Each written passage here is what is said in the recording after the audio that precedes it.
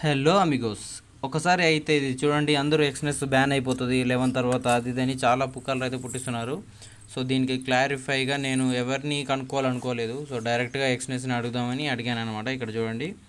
So ఇప్పుడు close అవుతుందా in ఇండియాలో అంటే లేదు, క్లారిఫైగా అడగండి అని అడిగింది.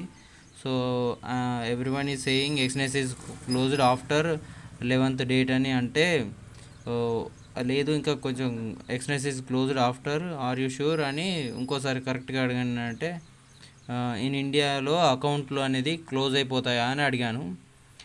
అయితే వాళ్ళు అడిగారనమాట, ఏంటంటే క్లారిఫై చేయండి, regulatory changes account accessibility any specification services related ఎక్స్‌నెస్ accounts in India after 11th date this will help you అంటే ఎస్ ప్లీజ్ టెల్ మీ అన్నాను.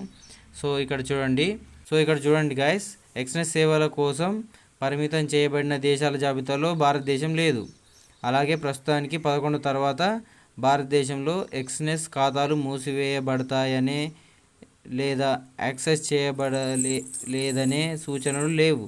భవిష్యత్తులో ఏదైనా మార్పులు ఉంటే ఎక్స్‌నెస్ దాని క్లయింట్లకు తదనుకూలంగా తెలియజేస్తుంది. సో గాయస్, మీరైతే ఎలాంటి అపోహలు పెట్టుకోకండి. ఎవరు చెప్పినా సరే నమ్మకండి. సో మీకు ఏదైనా డౌట్ ఉంటే డైరెక్ట్ ఎక్స్‌నెస్ని అడగండి, వాళ్ళు క్లారిటీగా చెప్పేస్తారనమాట. ఇలా ఎక్కడెక్కడో వచ్చే చిన్న చిన్న న్యూసెస్ని పట్టుకొని ఇక బ్యాన్ అయిపోతుంది, అకౌంట్లు పోతాయి, డబ్బులు పోతాయి, ఇక యూపీఐ ఆప్షన్లు బంద్ అవుతాయి. ఓకే, యూపీఐ ఆప్షన్లు బంద్ అయినా ఇంకొక అకౌంట్ వేరే తెరుచుకుంటే వస్తుంది. అండ్ ఆన్లైన్ విత్డ్రాల్ మాత్రం బంద్ అయితే కాదు. సో మీరైతే ఇప్పుడు భయపడకండి. సో హ్యాపీగా ట్రేడింగ్ అయితే చేసుకోండి గాయస్. ఏదైనా డౌట్ ఉంటే డైరెక్ట్ ఎక్స్‌నెస్ని అడగండి. సో గాయస్, ఇంతవరకు చూసినందుకు ధన్యవాదాలు. జై శ్రీకృష్ణ.